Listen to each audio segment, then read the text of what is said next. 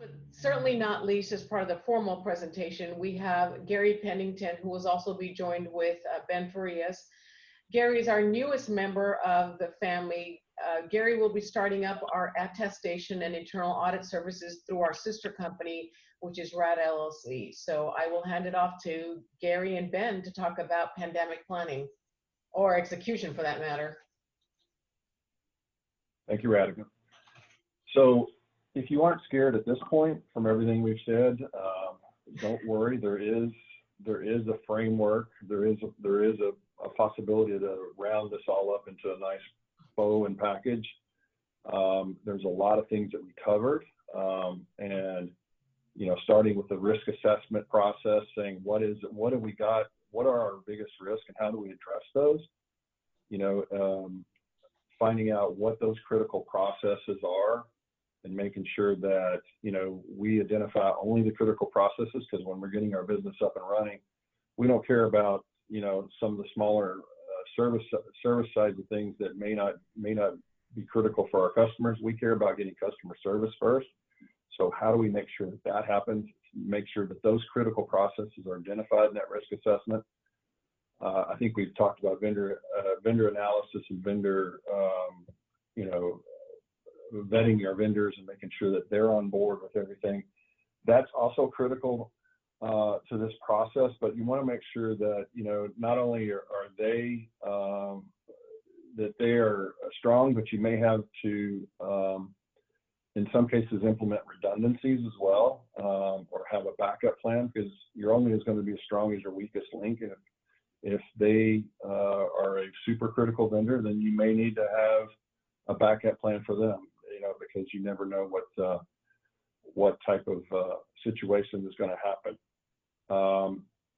Communication is one of those areas that is very critical to this process. Obviously, through being isolated off into our various sequestered places, we're all communicating virtually, but knowing who to contact and what to contact them for is very critical. I had a client exactly a month or two ago, for example, told me, he said, I'm not going to be concerned about maintaining a list of critical contacts, for example, government contracts or whoever I need to, because when the time comes, I'll look them up and I'll find them. I got a call from him 2 or 3 days ago saying, I wish I would have talked to you back. I wish I would have taken your advice back then, because now I don't know who to contact. So being prepared on knowing what to communicate, who to communicate with, and when to communicate is critical. The last piece of this thing that I think is really important is really building a business continuity plan that is scenario based, not just having a plan for a pandemic, for example, but also planning for something as a tornado or a fire or any kind of thing. What do you do in certain situations? Certain situations may not require the full implementation of your business continuity plan, but it also may cover all of the different possibilities. So think about it from scenarios as well. What if we had a flood? And what do we do in those cases? So think about the different options and how it can impact the vendor. It may not take out a vendor in one situation, but it would take them out in another. So you want to think about whatever it takes them out or makes that weak link go away. You want to think about how it can go away. One of the last pieces, I guess, that you want to implement into your business continuity plan is, learning from your mistakes. You want to have a desktop exercise. That's one of the critical pieces is not only just having a plan on paper, but also communicating it out to everybody, letting them practice it. I had one client who, on a periodic basis, they would come into the branch and say, we just had a fire next door. What are you going to do? And they would start the stopwatch and just let everybody try and figure out what it would do. Obviously, they knew it was a mock setting and there wasn't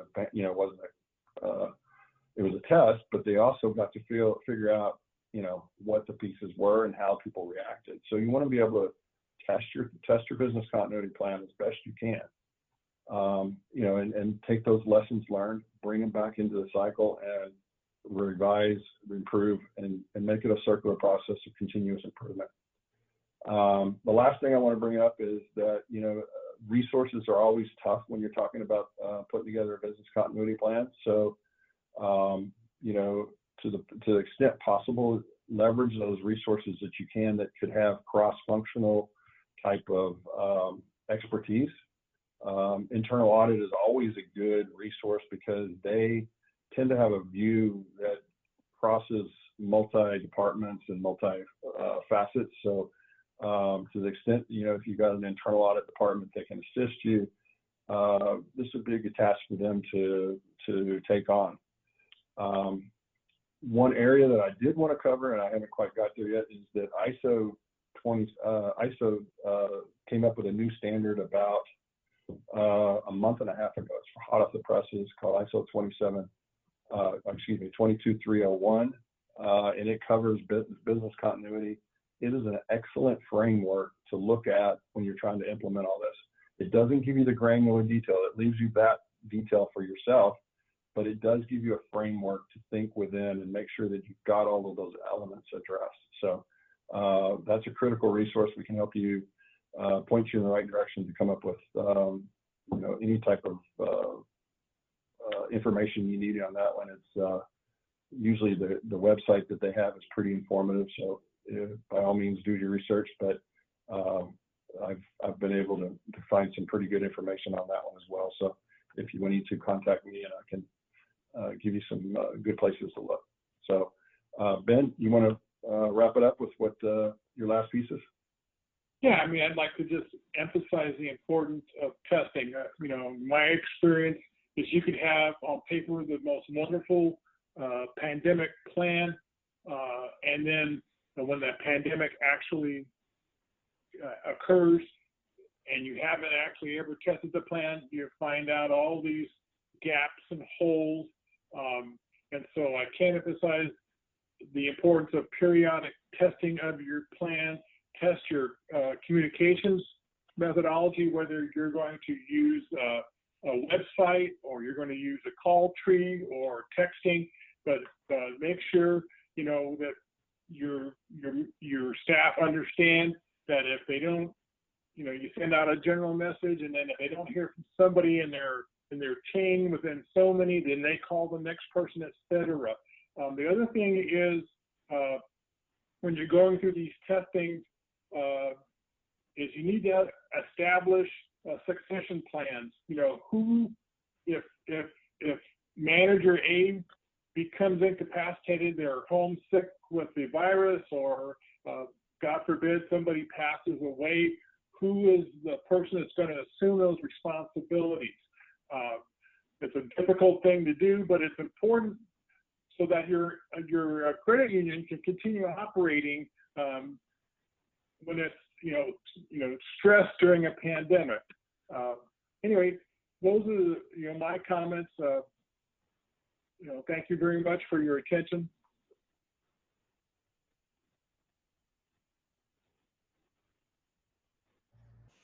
All right, Radhika. Wait, I have a question. Yeah, I have a question for Gary and Ben. I've had a lot of questions from our credit union members, clients, and other financial institutions. Since this is an actual live implementation of our pandemic plan, this is not a tabletop test or any other form of test. And I know that we will all get past this.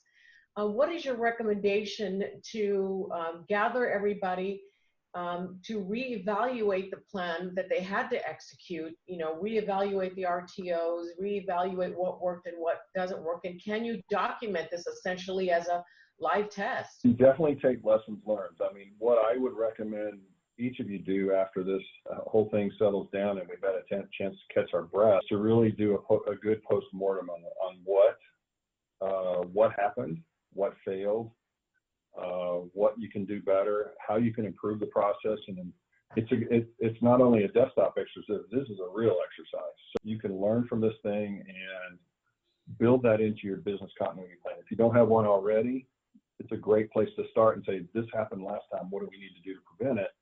and then use the frameworks, like I said,